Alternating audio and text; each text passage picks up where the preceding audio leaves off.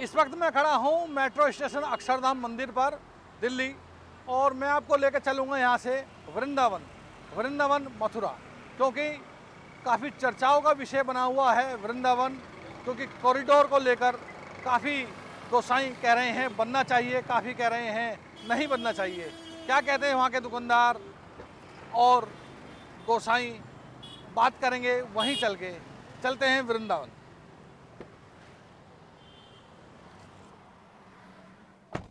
Radhe Radhe.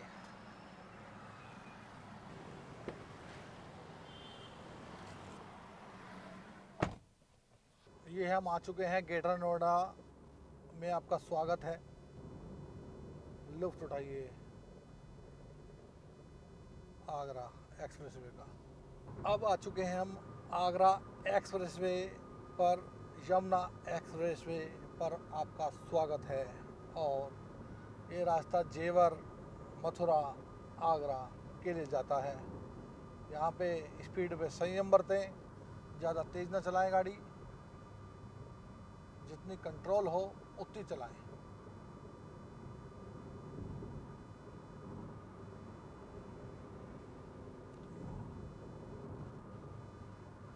JP greens sport city Mathura Agra, आप देख सकते हैं बोर्ड लगे हैं यहाँ पर।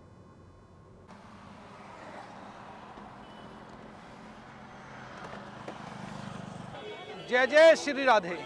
मैं आ चुका हूँ वृंदावन, और वृंदावन की ये जो गलियाँ हैं, कुंज गलियाँ, ये रास्ता सीधा जाता है बाके बिहारी रास्ता ये जाता है सीधा। और ये कुंज गलियाँ हैं, विद्यापीठ चौराहे वाली ये गली है।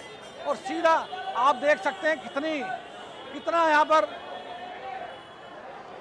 श्रद्धालु आते हैं, डेली आते हैं, लाखों की तादाद में आते हैं, दर्शन करते हैं। बाके बिहारी मंदिर भी इसी रास्ते पे, और राधा वल्लभ मंदिर भी इसी रास्ते पे पड़ते हैं। इसके कुल 4 गेट हैं बाके बिहारी मंदिर से आने के लिए। चारों तरफ 4 गेट हैं, सब अलग अलग।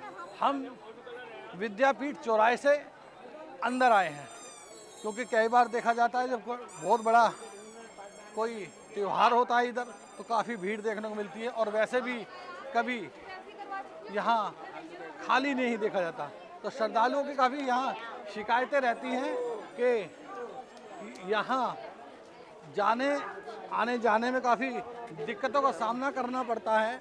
और देखा गया है कई बार कि बहुत परेशानी होती है यहाँ पर, क्योंकि ये कुंज गलियाँ हैं, इन्हें बाके बिहारी इन्हीं कुंज गलियाँ में खेलते हैं। अभी भी राधा कृष्ण के साथ हम चलेंगे। अब गोसाई जी के पास बात करेंगे कि इस कॉरिडोर को लेकर, कॉरिडोर बने या ना बने। ये कुंज गलियाँ हैं, इन्हीं की बार बार चर्चा की जाती है, इन्हीं गलियों की चर्चा की जाती है। और आप देख सकते हैं कितना भीड़ यहाँ पर, आप देख सकते हैं कितनी भीड़ यहाँ आपको देखने को मिल रही है। यही वो गली है, कुंज गली, जो मेन गली है, 3 नंबर गली। आप मेरे राइट में देख रहे होंगे, राइट में काफ़ी यहाँ पर श्रद्धालुओं की भीड़।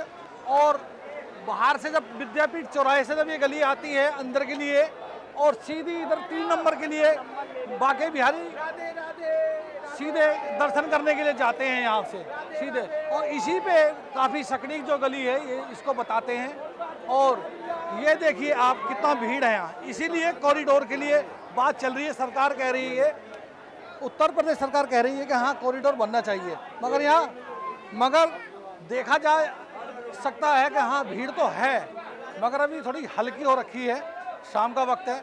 मगर गोसाई जी से बात करेंगे अंदर चल के। इस वक्त मैं बैठा हूँ श्री बाके बिहारी धाम में, प्रांगण में। और राहुल गोस्वामी हमारे साथ हैं। राहुल जी, क्या कहना चाहेंगे कॉरिडोर को लेकर?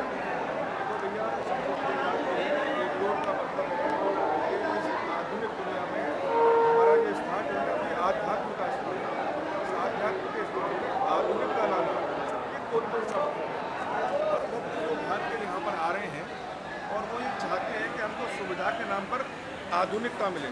लेकिन यहाँ का हर एक ब्रजजन, ब्रजवासी नहीं चाहेगा कि यहाँ की जो पहचान है कुंज गलियाँ, उन कुंज गलियों के साथ छेड़छाड़ करी जाए, जिनको अब तक सब लोग देखते आ रहे हैं, उन कुंज गलियों का आनंद लेते आ रहे हैं, उन कुंज गलियों को छेड़छाड़ करके और इसमें आधुनिकता ना लाई जाए। मेन चीज़ है कि आज जितनी भीड़ आ रही है, जब कॉरिडोर बन जाएगा तो उससे 10 गुना ज़्यादा भीड़ आएगी। तब उस समय क्या समाधान निकालेंगे उस 10 गुना भीड़ को संभालने के लिए?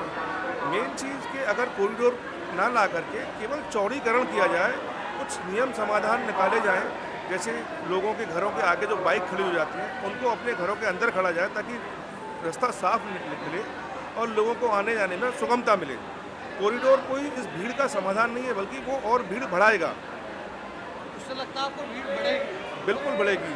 और मेन चीज़ कॉरिडोर को बनाने में जो भी लोगों के घर, मकान, दुकान जा रही हैं, उसका उचित मुआवजा तक सरकार से नहीं मिल रहा है। मतलब ये मान के चलिए कि आज की डेट में जो सबसे महंगी लोकेशन बिहारी जी के मंदिर के आसपास की थी, आज वो पूरे वृंदावन में सबसे सस्ती ज़मीन है।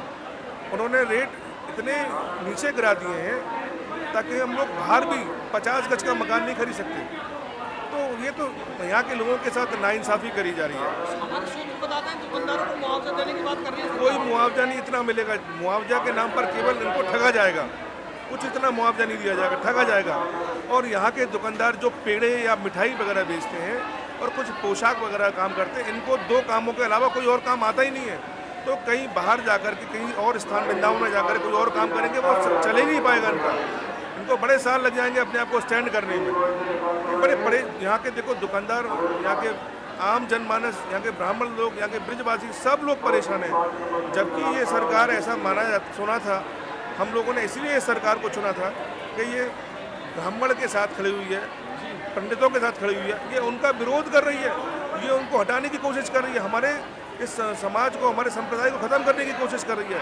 साथ में ऐसा सुनने में भी आ रहा है और ऐसा प्रतीत भी हो रहा है कि यहाँ के गोसाइयों के साथ में उनके जितने भी अधिकार हैं उनको ये वापस ले रही है। और दूसरा, जो हमारे अधिकार है वो हमसे कैसे ले लेगी? ठाकुर जी की सेवा पूजा करने का अधिकार हमारा है, ये न्यास बना करके अपने अधिग्रहण करना चाह रहे हैं। ये अधिग्रहण बहुत ख़राब है, ये इनकी तानाशाही है और अपनी तानाशाही का पूरा सबूत दे रहे हैं। ये एक बात सामने निकल के आ रही थी, अगर यहाँ कॉरिडोर बनता है तो गोसाई जी बिहारी जी का स्वरूप कहीं लेकर कहीं और चले जाएंगे। देखिए, अगर सर्वसम्मति होगी तो ऐसा भी करके दिखाएंगे हम लोग। हम अपने बिहारी जी को, अपने लाला को नहीं छोड़ सकते। हमने जिंदगी भर इनको देखा है, इनको सेवा करी है, इनको पाला है, खिलाया, इनका खाया है, तो हम इनको नहीं छोड़ सकते। पीढ़ी पे पीढ़ी बीत रही है आपकी। हमारी 72 पीढ़ी से ज़्यादा बीत गई। हमारे स्वामी हरदास जी की पीढ़ी की वंशावली चली आ रही है और अब ये सेवा हम लोग कर रहे हैं, लेकिन हम सेवा से वंचित करने का प्रयास किया जा रहा है। ये तानाशाही इनकी नहीं चल पाएगी। एक बात और भी निकल कर आ रही थी कि अगर चौड़ीकरण होता है यहाँ पे होता है, यहाँ कुछ गलियाँ चौड़ी की जाती हैं तो वो फ्लैट दिए जाएंगे गोसाई जी को। जी, गोसाई जी को फ्लैट दिए जाएंगे, फ्लैट। देखिए, जो अपने घर मकान में रहता है, जिसके 2-2, 3-3 मंजिल के मकान है, क्या वो 1 मंजिल के फ्लैट में संतुष्ट हो पाएगा? वो छोटी सी कुटरिया में संतुष्ट हो पाएगा? तो ये तो भड़काने वाली बात है लोगों को कि कैसे भी करके उनका मन को चेंज कर दिया जाए। जहाँ हम लोग फ्लैट में रहना नहीं सीखे, हमारे यहाँ पर दिल्ली में, बम्बई में, महानगरों में लोग फ्लैट में रहते हैं, जहाँ जगह कम है, यहाँ हम लोग घरों में रहते थे। हमारे बड़े बूढ़े बुजुर्ग ऊपर नीचे सब अलग अलग रहने वाले लोग, फ्लैट से कैसे काम चलेगा? एक बात गोसाई जी मैं कहना चाहता हूँ, राजा रानी के बिना एक पत्ता तक नहीं हिलता। बिल्कुल। क्या बता, उसी राजा रानी जी का ही आशीर्वाद हो कि थोड़ा यहाँ चौड़ीकरण किया जाए, ऐसा मानते हैं? नहीं, ऐसा बिल्कुल नहीं मानता, क्योंकि राधा रानी ने खुद भगवान कृष्ण के साथ में इन कुंज गलियों में अटकलियाँ करी हैं। ये उनकी अटकलियों से ही कुंज गलियाँ पहचानी जाती हैं। हमारे ठाकुर जी को हम कुंज बिहारी बोलते हैं। कुंज की गलियों में अटकलियाँ करने वाले हमारे प्यारे ठाकुर जी। तो राधा रानी जिन गलियों में अटकलियाँ खेलती आई हैं अपने ब्रजवासियों के साथ में, ग्वाल बाल गोपाल और हमारे कृष्ण के साथ में, वो कैसे चाहेंगी? वो देखो, आध्यात्मिकता और आधुनिकता एक साथ नहीं चलेगी। ये आध्यात्मिकता है, यहाँ पर भाव है, यहाँ भक्ति है, उसमें आधुनिकता बिल्कुल नहीं आएगी। ये सब आधुनिकीकरण के कारण यहाँ विनाश करने की कोशिश करें, ना कि कोई विकास नहीं होगा, यहाँ पर केवल विनाश होगा। सरकार को क्या संदेश देना चाहते हैं अगर कॉरिडोर पटल रहते हैं? मैं सरकार से संदेश के साथ में निवेदन भी करूँगा कि आप अपने जो भी आपने सोचा है इसको लेने के लिए या कॉरिडोर बनाने के लिए, उस पर पुनः विचार करें। गोस्वामी समाज के हमारे विद्वान ज्ञानी लोगों को बिठा करके और उनके साथ वार्ता करें कि इस पर क्या निष्कर्ष निकल सकता है, ना कि कॉरिडोर समाधान नहीं है। वृंदावन में अगर देखा जाए ऑलरेडी 4-4, 5-5 कॉरिडोर हैं, इतने बड़े बड़े मंदिर हैं। सबसे बड़ा जो मंदिर है वो रंगनाथ जी का मंदिर है, कई एकड़ में बना हुआ है। दूसरा आपका ये प्रेम मंदिर है, ये कई एकड़ में।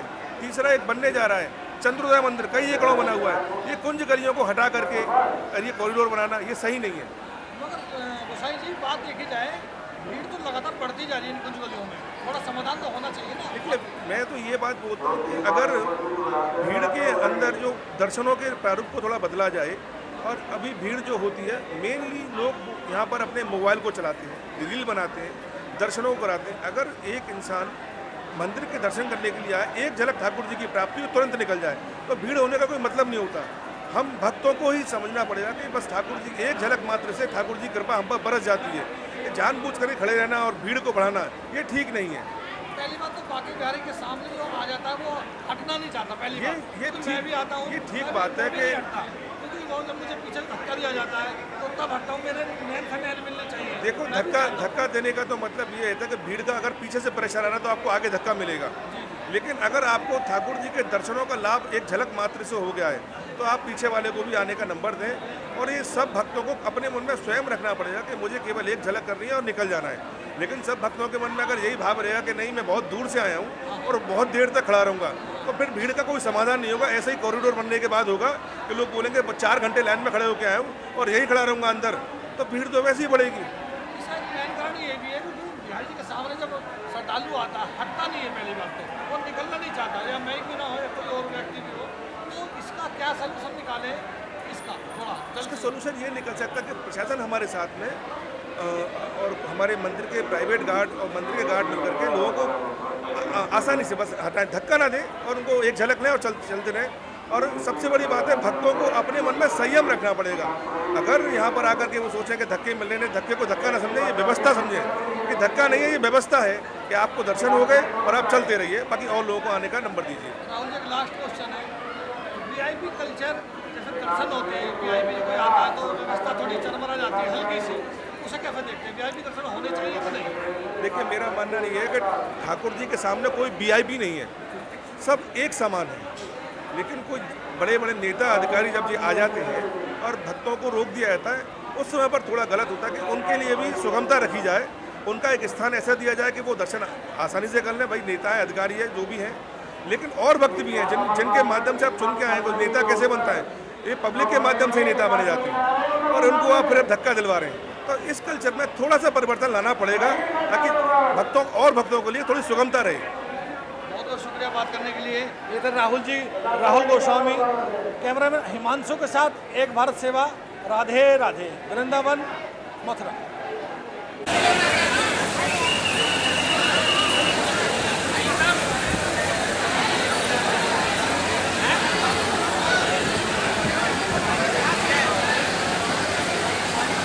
इस समय मौजूद हूँ वृंदावन की उन कुंज गलियों में और हमारे साथ मौजूद हैं नवीन गौतम, पेड़े वाले। नवीन जी, क्या कहना चाहेंगे कॉरिडोर को लेकर? आप सरकार प्रयास कर रही है, अपनी ज़मीनी हकीकत में दिखा रही है सरकार, और नाप तोड़ चालू है। जनता की समस्या को हमने समझाया और प्रशासन बहुत तेजी से काम में लगा हुआ है। सबसे पहले नवीन जी ये बताइए, आप इसके पक्ष में हैं? हम तो जनता के पक्ष में, जो जनता का हित है वही हमारा पक्ष है। श्रद्धालुओं का आराम हो जाए, आने जाने का, खाने पीने बैठने का, जो श्रद्धालु परेशान रहते हैं वो सरकार ने सुना है और सरकार 10 दिन से बहुत तेजी से लगी। अभी तक जो समस्याएं हुई हैं यहाँ पर व्यवस्थाओं को लेकर, चरमराई थी क्या? चरमराई हुई, चल रही है, और क्या है, व्यवस्था तो अव्यवस्था आप कह रहे हैं नपाई उपाई हो गई है, नपाई चौड़ाई हाँ, हो चुके हैं। एक चरण में नापना चालू कर दिया हमने, जोगल घाट से लेके और खेरा देवी मंदिर तक की नपाई हुई है। पीछे की तरफ आज ड्रोन से हो रहा है तो सरकार कर रही है, बहुत तेजी से कार्य, ड्रोन से मॉनिटरिंग हो रही है बहुत तेजी से। कब से अनुमान है ये शुरू हो जाएगा कार्य? मेरा अनुमान ये लगता है कि जुलाई में जो नोटिस की प्रक्रिया और मुआवजे की प्रक्रिया कर देंगे शुरू, मुझे ऐसा लगता है। तो इन दुकानदारों का क्या होगा यहाँ पे? इनको मुआवजा मिलेगा सरकार द्वारा? तो यहाँ की भौगोलिक स्थिति बहुत जटिल है। जी यहाँ पे क्या है, ट्रस्ट हैं, मंदिर हैं, देवालय हैं, धर्मशाला हैं। तो जो मुश्किल से मुश्किल यदि 100 दुकान देखोगे तो 100 में से 5 दुकान लोकल आती है, बाकी तो सब ट्रस्टों की है, किराएदार है। यहाँ ऐसा कोई समस्या का मुद्दा नहीं है कि दुकानदारों की समस्या, क्योंकि दुकानदार ज़्यादातर 95% दुकानदार यहाँ किराएदार, जिनका उसके कोई मतलब नहीं है, तो ज़्यादा इफेक्ट पड़ेगा दुकानदारों को। तो श्रद्धालुओं को काफ़ी भीड़ देखने को मिलती थी, काफ़ी लोग भिजा करते थे, यूनिवर्सिटी में भी हादसा हुआ पहले, तो उसी कारण को लेके ये कॉरिडोर बनने के लिए सरकार ने आवाज़ उठाई अपनी। हाँ, सरकार ने जो जन्माष्टमी या पहले जो घटना घटी थी 22 आदमी मर गए, तो उसके बाद सरकार ने प्रयास चालू किए थे, जब से नहीं हो पा रहे थे सरकार बहुत तेज़ी से लगी है। जो हमने कहा सरकार ने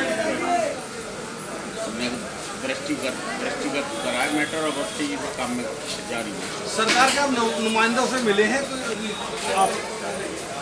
ना, मेरा तो एक ही काम है, दुकान में बैठ के प्रवचन देना, आप लोगों को बता देता हूँ। सरकार के इस माध्यम से ये सरकार तक पहुँच जाता है समझ। और पेड़े बेचना? पेड़े बेचना मैं कहीं नहीं जाता हूँ, किसी व्यक्ति से मेरा कोई संबंध नहीं है। प्रशासनिक काम ना, तो मैं यहाँ से उठ के कहीं जाता हूँ, मेरी जो जीवन स्टाइल यही है, कमरा दुकान, उसके अलावा कुछ नहीं। कब से आप यहाँ रह रहे हैं यहाँ पर? हम तो जन्म से ही, हम तो पीढ़ी दर पीढ़ी के ही।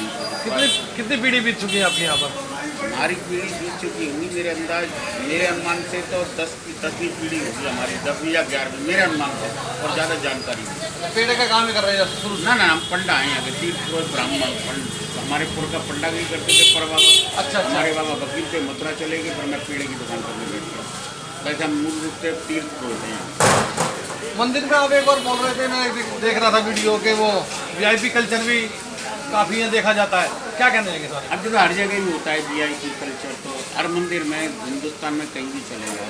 ये तो हर मंदिर का कल्चर है, इसमें आप क्या कर सकते हैं। पर हमें तो ये है मेनली पॉइंट, पब्लिक श्रद्धालुओं को जो आते हैं, भक्त आते हैं, उनको आराम की सुविधा मिले, सुविधाजनक। नवीन जी, जब चौड़ीकरण इधर का होगा, ये कॉरिडोर बनेगा, तो आपकी दुकान भी उसमें आ रही है क्या? हाँ सर, 99% आ सकती है। कारण क्या है कि मेरे सामने वाली यहाँ तक निशान लगा हुआ है। हाँ। जब 224 मकानों की मुझे याद है, उसके बाद सरकार ने करीब 70-80 मकान और बढ़ाए। तो 70-80 मकान या तो इधर उधर ही बढ़े, या तो राधा वल्लभ की तरफ बढ़े, या इधर की तरफ ही बढ़े।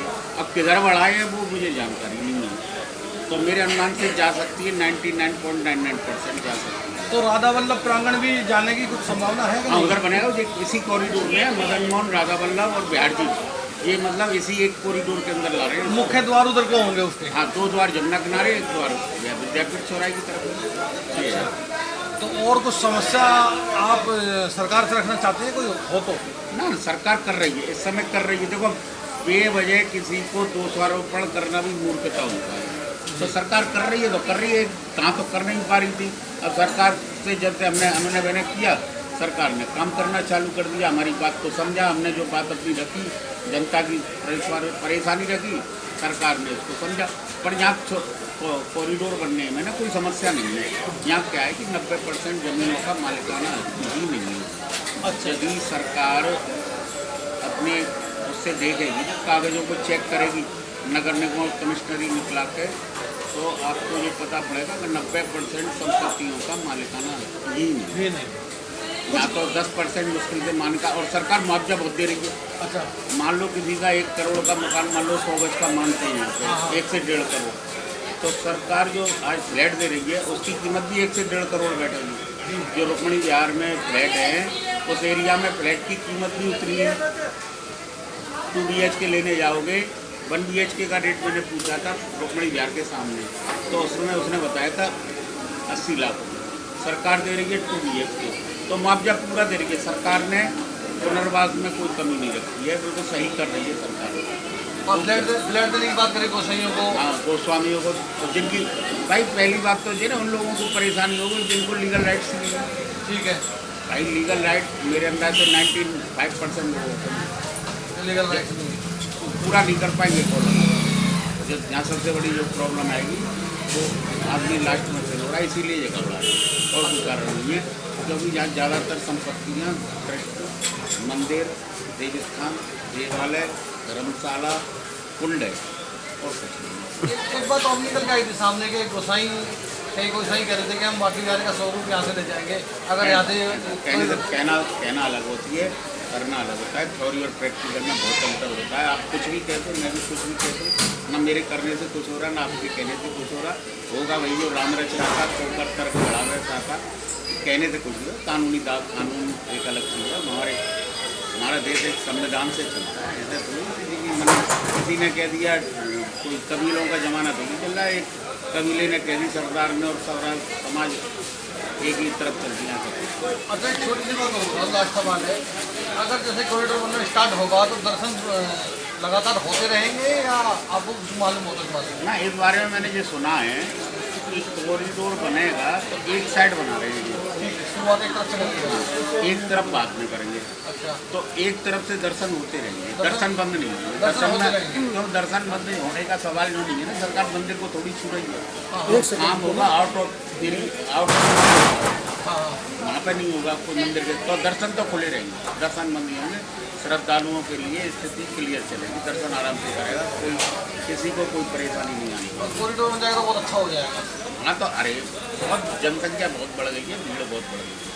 इसके लिए इसलिए जो आज समय की मांग है, तो प्रशासन जो भी करेगा सही करेगा। बहुत बहुत शुक्रिया बात करने के लिए।